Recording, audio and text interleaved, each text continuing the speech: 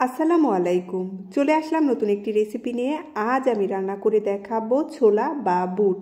খুব সহজে হাতে মেখে দোকানের মতো পারফেক্ট ছোলা বা বুট রান্নার রেসিপি। চলুন তাহলে রেসিপিটি শুরু করা যাক। ছোলা রান্না করার জন্য ছোলাগুলো আমি 7-8 ঘন্টার মতো ভিজিয়ে রেখেছিলাম। এবার ছোলাগুলো আমি ধুয়ে নেব।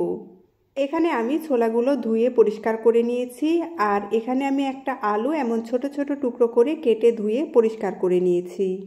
এখানে আমি যে প্যানের মধ্যে ছোলাটা রান্না করব সেই প্যান নিয়ে নিয়েছি। এবার এর মধ্যে কেটে রাখা আলু আর ভিজিয়ে রাখা ছোলাগুলো দিয়ে দেব পেঁয়াজ কুচি।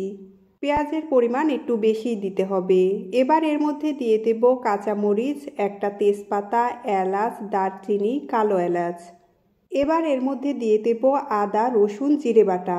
আদা রসুন জিরে আমি একসাথে বেটে নিয়েছি।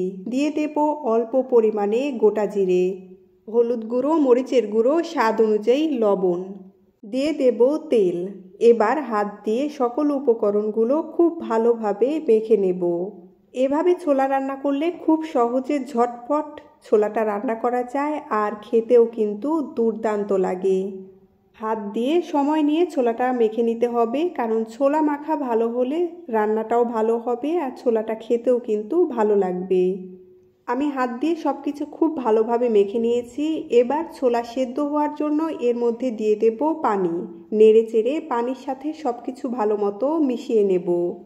এবার ঢাকনা দিয়ে ঢেকে অল্প আঁচে কিছুক্ষণের জন্য রান্না করে নেব। ঢাকনা উঠিয়ে মাঝে মাঝে নেড়ে দিতে হবে, না হলে নিচে লেগে ধরবে।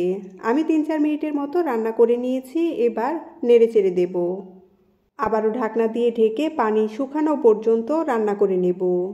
আমি ঢাকনা দিয়ে ঢেকে আরও 7-8 মিনিটের মতো রান্না করে নিয়েছি। দেখুন পানি একেবারে শুকিয়ে গেছে। এবার এর মধ্যে দিয়ে দেব চালের গুঁড়ো।